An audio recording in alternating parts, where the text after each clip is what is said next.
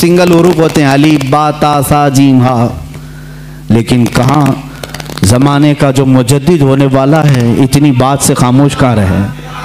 कहा अगर मिलाकर के ही पढ़ाना था तो बे को अलीफ से मिलाकर पढ़ा देते, ते को अलीफ से मिलाकर पढ़ा देते, जीम को अलीफ से मिला के, ये लाम के साथ ही क्यों अलीफ को मिला है। अब जो उस्ताद आए थे वो तो खामोश हो गए, वो खामोश हो गए। इतने छोटे बच्चे ऐसा सवाल तो नहीं करते। मौलाना रज़ा अली खान रहमतुल्लाह ताला अलैह जो जद्दे अमजद थे, दादा थे, उन्होंने सीने से सर को लगाया, कहा बेटा उस्ताद जितना पढ़ाएं उतना पढ़ लो। कहा कि अब दादा ये बात मुझे बता दें, दिल तशफ़ी में आ जाए। मौलाना रज़ा अली खान रहमतुल्लाह आला हज़रत रज़ियल्लाहु ताला अन्हु के घर का नहीं बल्कि सूफिया कराम बुज़ुर्गों का ये वतीरा रहा है कि बच्चा जब 4 साल 4 महीने 4 दिन का होता है तो बिस्मिल्लाह खानी कराई जाती। इस रिवाज को हमारे लोग भूल चुके हैं। चिल्ले छट्टियाँ तो याद रहीं और दूसरे मामला तो याद रहे जो औरतों के शुरू किए हुए हैं, लेकिन इस्लामी मशाइख और बुजुर्गान दीन ने जो तरीक़े हमारे लिए मुस्तहब फरमाए थे उनको आज ज़िंदा करने की ज़रूरत है। अपने बच्चों की बिस्मिल्लाह खानी करवाएं।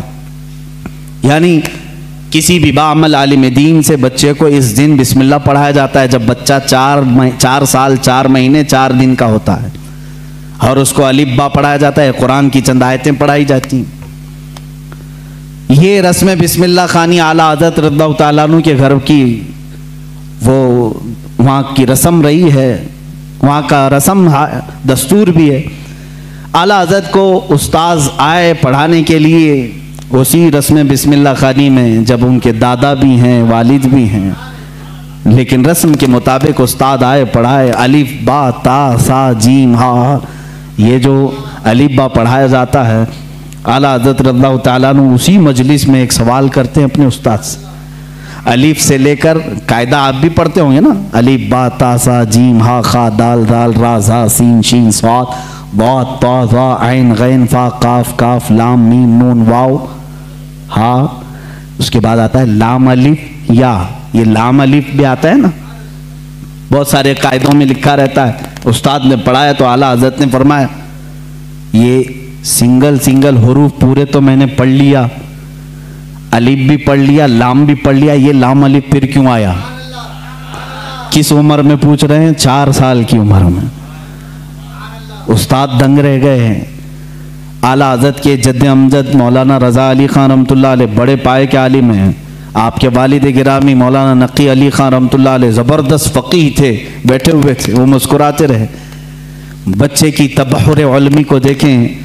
उस्ताद ने कहा बेटा बात ऐसी है कि सिंगल हुरूफ पढ़ा दिए गए बच्चे को ये बताने के लिए कि हुरूफ जोड़ते कैसे हैं, इसलिए कायदे में एक लफ्ज़ लिख दिया जाता है लाम अलिफ, यानी लाम अलिफ मिला करके कैसे पढ़ाते हैं इसलिए लिख दिया जाता है। बाकी सब सिंगल हुरूफ होते हैं, अलिफ बा ता सा जीम हा। लेकिन कहाँ ज़माने का जो मुजद्दिद होने वाला है इतनी बात से खामोश का रहे।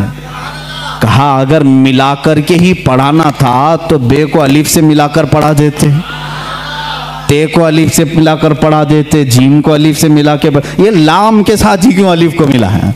अब जो उस्ताद आए थे वो तो खामोश हो गए, वो खामोश हो गए। इतने छोटे बच्चे ऐसा सवाल तो नहीं करते। मौलाना रज़ा अली खान रहमतुल्लाह ताला अलैह जो जद्दे अमजद थे, दादा थे, उन्होंने सीने से सर को लगाया, कहा बेटा उस्ताद जितना पढ़ाएं उतना पढ़ लो। कहा कि अब दादा ये बात मुझे बता दें, दिल तशफ़ी में आ जाए। मौलाना रज़ा अली खान रहमतुल्लाह अलैह बर वक्त फरमाते हैं बात यह है लाम को अलिफ से क्यों मिलाया, दूसरे हुरूफ से क्यों नहीं मिलाया, इसलिए कि ये दोनों हुरूफ में मुशाबहत बहुत ज़्यादा है।